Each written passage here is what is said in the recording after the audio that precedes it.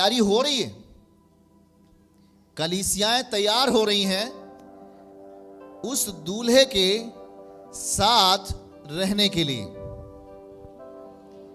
जो कलीसिया है वो मसीह का देह है, वो एक मसीह की दुल्हन है। वो श्रृंगार कर रही है परमेश्वर के वचनों का, वो श्रृंगार कर रही है उसके नियमों का, वो श्रृंगार कर रही है उसके आज्ञाकारिता का, वो श्रृंगार कर रही है उसके साथ सिद्ध होने का। टाइम आ रहा है, कलीसियाएं उठाए जाने वाली हैं, स्वर्ग के राज्य के लिए उठाई जाएंगी। स्वर्ग के राज्य में प्रभु कहता है उस मेमने का विवाह भोज। चलिए दिखाइए, मत्ती अध्याय 22 एक पद से पढ़ेंगे। मत्ती अध्याय 22 और 1 वचन से हमारे साथ सीखो प्रभु क्या कह रहे हैं। देखिएगा जरा, मत्ती अध्याय 22। इस पर यीशु ने दृष्टांत में कहने लगा, क्या कहा? स्वर्ग का राज्य उस राजा के समान है जिसने अपने पुत्र का ब्याह किया। अपने पुत्र का, वैसे है स्वर्ग का राज्य। धरती पर लोग जैसे अपने बेटे का विवाह करते हैं तो आनंदित होते हैं, वैसे है स्वर्ग का राज्य। और उसने अपने दासों को भेजा कि न्योताहारियों को ब्याह के भोज में बुलाएं, परंतु उन्होंने आना ना चाहा। जिसको उसने इनवाइट किया, उनको नेवता दिया, वे आने ना चाहे। फिर लिखा है, फिर उसने दासों को यह कहकर भेजा कि न्योताहारियों को से कहो, देखो मैं भोज तैयार कर चुका हूं। आमीन। पिता, परमेश्वर पिता भोज को क्या कर चुके हैं? तैयार कर चुका हूं, और मैं बैल और पले हुए पशु मारे गए हैं और सब कुछ तैयार है, और ब्याह के भोज में आओ। अगला, परंतु वे बेपरवाही, लापरवाही करके चल दिए। कोई अपने खेत को, कोई अपने व्यापार को चला गया। औरों ने जो बचे रहे थे वहां पर, उसके दासों को पकड़कर उनका अनादर किया और उन्हें मार डाला। और राजा ने क्रोध किया और अपनी सेना भेजकर उन हत्यारों का नाश किया और उनके नगरों को फूंक दिया। फिर तब उसने अपने दासों से कहा, ब्याह का भोज तो तैयार है, परंतु नेवताहारी योग्य न ठहरे। क्या नहीं ठहरे? योग्य नहीं ठहरे। इसलिए चौराहों में जाओ और जितने तुम्हें मिले सबको ब्याह के भोज में बुला लाओ। आप बैठे, ओके। 10वीं, और तब उन दासों ने सड़कों पे जाकर क्या बुरे क्या भले जितने मिले सबको इकट्ठा किया, और ब्याह का घर जेवनहारों से भर गया, न्योताहारियों से भर गया। 11वीं आयत, जब राजा ने जेवनहारों को देखने के लिए भीतर आया, अपने न्योताहारियों को देखने के लिए भीतर आया, तब उसने वहां एक मनुष्य को देखा जो ब्याह का वस्त्र नहीं पहने था। कौन सा वस्त्र? ब्याह का वस्त्र नहीं पहने हुए था। तब उसने उससे पूछा, हे मित्र, तू ब्याह का वस्त्र बगैर पहने हुए यहां क्यों आ गया? उसका मुंह बंद हो गया। ओके, आगे। तब राजा ने सेवकों से कहा, इसके हाथ और पांव बांधकर इसे अंधियारे में डाल दो, वहां रोना और दांतों का पीसना है। 13वीं आयत लिखा, क्योंकि बुलाए हुए तो बहुत, परंतु चुने हुए थोड़े हैं। हालेलुया। बुलाए हुए तो बहुत, पर चुने हुए थोड़े हैं। बुलाए गए बहुत मात्रा में, पर उन्होंने तैयारी नहीं की। बुलाए गए हर जाति से लोग स्वर्ग के राज्य के लिए, बुलाए गए हर एक कौम से लोग, पर उन्होंने अपने आप को तैयार नहीं किया। परमेश्वर ने उन्हें मौका दिया था कि आप आएं और स्वर्ग के राज्य में आ जाएं। मेरे बेटे का ब्याह का भोज तैयार है। यीशु मसीह पूरी तरीके से तैयार था सबको अपनी महिमा में लेने के लिए, परमेश्वर के साथ संगति करने के लिए तैयार है। पर जिनके पास सूचना दिया गया, उन्होंने कहा मैं भी नहीं आ सकता, और वे चले गए। लिखा है कि वो योग्य नहीं निकले, वो योग्य नहीं थे।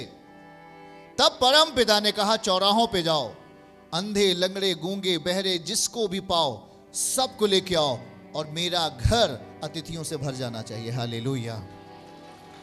मेरा घर किससे भरे? परमेश्वर ने जिसको चाहा वो नहीं आए, और अब प्रभु चाह रहा है उन हर एक को जिसको कोई नहीं चाहता। वो कह रहा है सबको जाकर लेके आओ, और मेरा घर अतिथियों से भर गया। बाइबल कहती कि वहां जब न्योताहारियों को पिता देखने के लिए गया, मालिक देखने के लिए गया, तो देखा कि उसमें एक व्यक्ति था जिसने विवाह का वस्त्र नहीं पहना था। विवाह का वस्त्र। अब जरा ये सोच के रखो, ये जो विवाह शब्द बार बार आ रहा है, ये क्या है? आज यीशु मसीह दूल्हा है और कलीसिया उसकी दुल्हन है। कलीसिया उसकी दुल्हन है। आत्मिक भाषा में, शारीरिक भाषा में नहीं, आत्मिक भाषा में वो दूल्हा है, और हम सब क्या हैं? उसके दुल्हन हैं। हम सब उसके दुल्हन हैं, और वो हमें चाह रहा है कि हम उसके साथ उस सेलिब्रेशन को करें, उस उत्सव को करें जिसे दुनिया देखे। अब जरा इस बात को सोचो, स्वर्ग के राज्य में लिखा है, स्वर्ग का राज्य उस व्यक्ति की नहीं है जिसने अपने बेटे का क्या किया? विवाह किया। मेरे प्रिय जनों, वो आपके साथ एक उत्सव मनाना चाहता है, वो आपके साथ रहना चाहता है, वो आपके साथ आपके जीवनों को देख रेख करना चाहता है। वो परमेश्वर है, पर वो योग्य नहीं निकले जिसको उसने चाहा। उनके अंदर अयोग्यता पाई गई। उन्होंने कहा मैं नहीं जा सकता, अभी हमारे पास टाइम नहीं है, अभी मेरे पास ये काम है, मेरे पास ये काम है, मेरे पास ये काम है, मेरे पास ये काम है, मैं नहीं जा सकता अभी। पर यीशु ने कहा जाओ, उनको चौराहों पे जाओ, और जिससे पाओ उसे लेके आओ, ताकि मेरा घर अतिथियों से क्या हो जाए? परमेश्वर का जो प्रेम है वो अलौकिकता की दशा है। आमीन। खुदावन की जो इच्छा है वो अलौकिकता की एक दशा है। हम जानते हैं कि अदन की वाटिका में एक जीवन का वृक्ष था। कौन वृक्ष? और एक भले और बुरे ज्ञान का वृक्ष। दो वृक्ष थे, और परमेश्वर ने कहा था, हे आदम, भले बुरे ज्ञान का वृक्ष, जीवन का वृक्ष, वहां जीवन का वृक्ष भी था।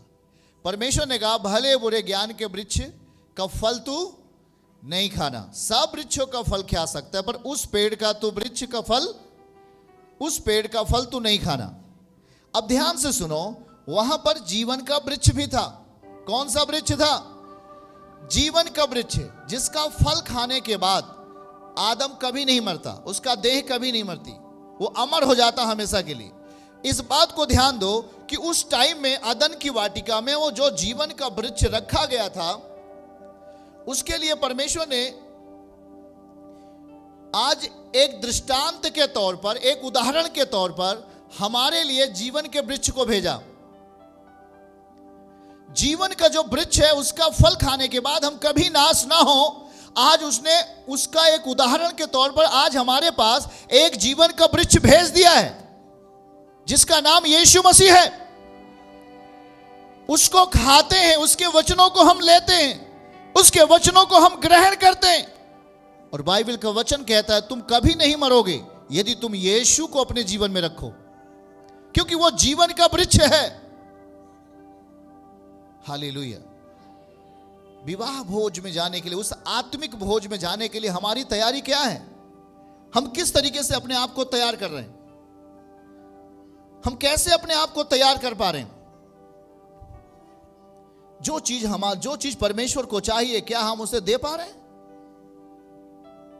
आज आपके प्रभु को, हमारे प्रभु को सोने चांदी की जरूरत नहीं कि उसे सोना चांदी देना है, उससे खुश होगा। वो सब कुछ आपके लिए रखा है, पर वो चाहता क्या है? उसकी भी एक इच्छा है कि जैसे आपकी इच्छा होती है कि मैं चंगा हो जाऊं, मैं शांति पा जाऊं, मेरे बच्चे सकुशल से जीवन जिए, परिवार अच्छा हो जाए, बीमारियां चली जाए, घर बन जाए, सारी चीजें। आप अपने अंदर इच्छा को रखते हो, क्या परमेश्वर इच्छा को नहीं रखता? वो भी रखता है कि जैसे आप एक इच्छा रखते हो कि मुझे सब कुछ परमेश्वर से मिले, वैसे आपका पिता भी एक इच्छा रखता है कि मेरे बेटे और बेटियां मुझे दें, भक्ति में जीवन के साथ मेरे सामने उपस्थित हो। भक्ति में, बगल वाले से कहिए, भक्ति में जीवन के साथ मेरे सामने उपस्थित हो। वो नहीं चाहता। उसका एक ही मकसद है कि मेरा बेटा बेटी बचे। एक ही मकसद है बस, केवल। आज जीवन का वृक्ष आपके सामने है, उसका फल भी आपके सामने है, पर आप अपने आप को तैयार करो कि उस फल को खा सको। आमीन। तैयार करो। विवाह भोज तैयार है, पर न्योताहारी कोई नहीं मिल रहा है। जिससे प्रभु जिसको बुला रहा था वो नहीं आए, पर प्रभु ने आप लोगों को, हम लोगों को बुलाया। हम उस विवाह भोज के न्योताहारी असली लोग हैं। प्रभु ने कहा कि मेरी और भी भेड़ें हैं जिनका लाना अवश्य है। मेरी और भी भेड़ें हैं जिनका लाना, और वो हम आप हैं। वो हम आप हैं भेड़ें। यीशु ने हमें आपको लाया है।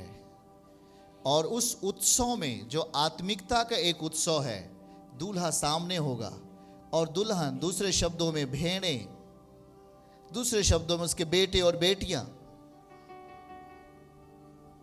उसके सामने होंगे। आमीन। वो हमें आमंत्रित कर रहा है, आओ, मैंने भोज को तैयार कर लिया है। वो एक ऐसा भोज है जिसमें आपको किसी चीज की घटी नहीं होगी।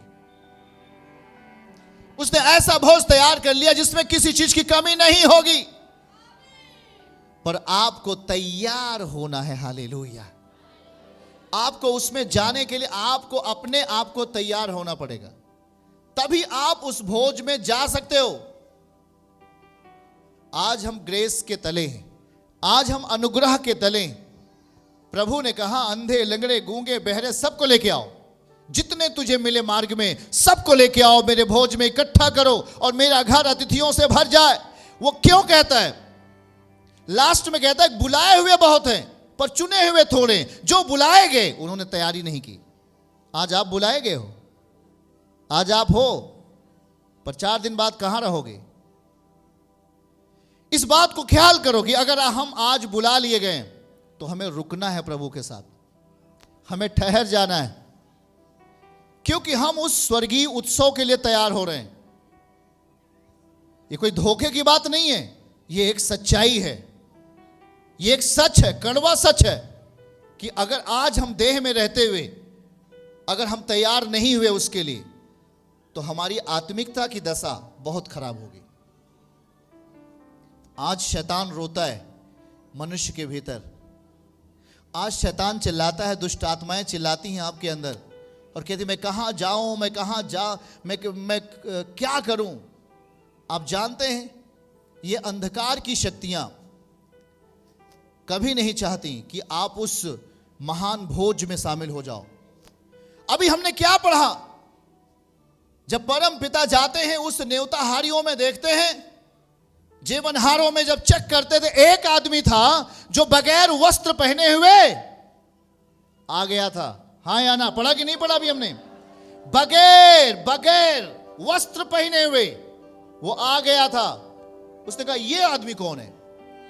उसने कहा, हे मित्र, तू बगैर वस्त्र पहने हुए यहां पे आ गया? उसका मुंह बंद हो गया, वो कुछ बोल नहीं सका। मालूम है क्यों? क्योंकि उसकी आत्मा मरी हुई थी। आज आपका, जब आप विवाह आपके घर में होता है तो आप क्या करते हैं? कार्ड छपाते कि नहीं? और आप जिसे चाहते हो उससे आप क्या करते हो? उसे इनवाइट करते हो, उससे न्योता देते हो। देते हो कि नहीं देते हो? देते हो कि नहीं देते हो भाई? अब उस स्वर्गीय राज्य में जाने के लिए हमें अपनी आत्मिक स्थिति को ठीक करना पड़ेगा। आज बुलाए हुए तो बहुत लोग हैं, बैठे हो सब लोग, हजारों लोग बैठे हो, आज कई हजार लोग आते, पर उसमें से कौन है जो परमेश्वर के द्वारा दिए गए वस्त्रों को पहनेगा? कौन है जो उसके वस्त्र का आदर करेगा? कौन है जो उसके वचन का आदर करेगा? कौन है जो उसकी आज्ञाओं के आधार पर जीवन जिएगा? कौन है जो उसके अधीन रहकर जिंदगी भर अपना जीवन व्यतीत करेगा? हम जानते हैं कि हम एक आत्मिक दशा में जी रहे हैं।